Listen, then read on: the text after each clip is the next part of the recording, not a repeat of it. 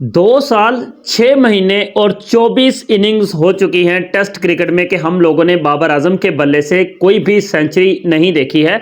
इससे पहले 50 की तवक्को होती थी कि बाबर आजम के बल्ले से हमने कोई 50 नहीं देखा।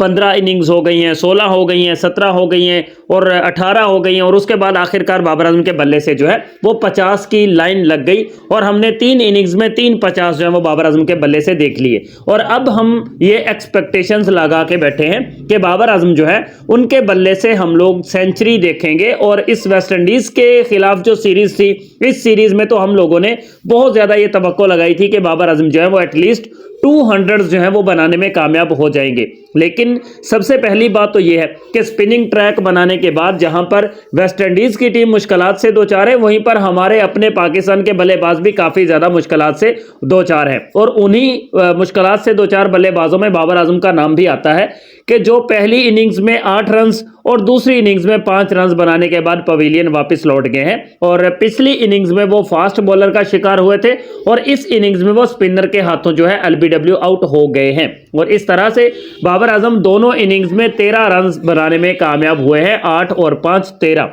मजीद हम डिटेल के साथ बात करेंगे। अगर आप लोग पहली बार मेरे चैनल पर विजिट करके आए हैं तो आपसे रिक्वेस्ट है कि वीडियो को लाइक भी करना है, चैनल को सब्सक्राइब भी करना है और यही मोहब्बत आप दोस्तों से हमेशा जो है वो रिक्वायर्ड होती है। तो बाबर आजम एक बार फिर से फ्लॉप हुए हैं, बाबर आजम एक बार फिर से नाकाम हुए हैं। जैसा हमने तवक्को की थी बाबर आजम से कि वो शायद पहली इनिंग्स में अगर अनफॉर्चुनेटली वो स्निक देकर पीछे कीपर के हाथों में कैच आउट हो गए हैं तो शायद इस बार ऐसी कोई मिस्टेक नहीं होगी और बाबर आजम जो है वो इस बार अच्छी इनिंग्स खेलेंगे। और जैसा कि पाकिस्तान के ओपनर्स बल्लेबाजों ने भी अच्छा स्टार्ट दिया था, मतलब अच्छा खेल रहे थे, अच्छी लय में लग रहे थे, तो लग रहा था कि शायद जो पिच है इसमें अब वो पहले वाला मतलब जान रही नहीं है, पहले की तरह से बॉल जो वो स्विंग या स्पिन हो नहीं पा रहा। लेकिन उसके बाद जैसे ओपनर हुरैरा आउट हुए, वो भी बहुत ही ज्यादा लो बॉल रह गया था और उसके बाद बाबर आजम भी सेम वैसी ही बॉल पर उसी बॉलर के हाथों जो है वो एलबीडब्ल्यू आउट हो गए। बहुत ही मतलब एक्स्ट्रा ऑर्डिनरी डिलीवरी थी, ये बॉलर को क्रेडिट जाएगा। और बाबर आजम को इसलिए क्रेडिट नहीं जाता कि बाबर आजम ने एक तो फुल बैट के साथ उसको डिफेंस करने की कोशिश की थी, लेकिन बाबर आजम का जो हेड पोजीशन थी ना उस बॉल को खेलते हुए, वो हेड पोजीशन बिल्कुल मतलब ऑफ स्टंप से भी बाहर थी।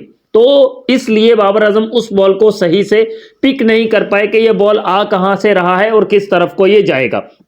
दैट्स वाई बाबर आजम ने बहुत बड़ी मिस्टेक की है इस बॉल को जज करने में, अंडरस्टैंड करने में। और जिस तरह से बाबर आजम की क्लास है, जितने मैचेस बाबर आजम खेल चुके हैं, तो अब उनको ऐसी मिस्टेक्स करना गवारा नहीं करता। मतलब ऐसी मिस्टेक्स बाबर आजम के बल्ले से होनी नहीं चाहिए जितने वो सीनियर प्लेयर हो चुके हैं। और इस वक्त अगर पाकिस्तान की क्रिकेट टीम के जो जितने प्लेयर्स इस वक्त खेल रहे हैं तो उनमें अगर मैचेस का हिसाब लगाया जाए तो बाबर आजम ही सबसे मतलब ज्यादा सीनियर प्लेयर हैं इस वक्त पाकिस्तान की इस टेस्ट प्लेइंग 11 में। तो बाबर आजम से ऐसी जो तवक्कुआत हैं वो होनी नहीं चाहिए कि बाबर ऐसी गलती करेंगे।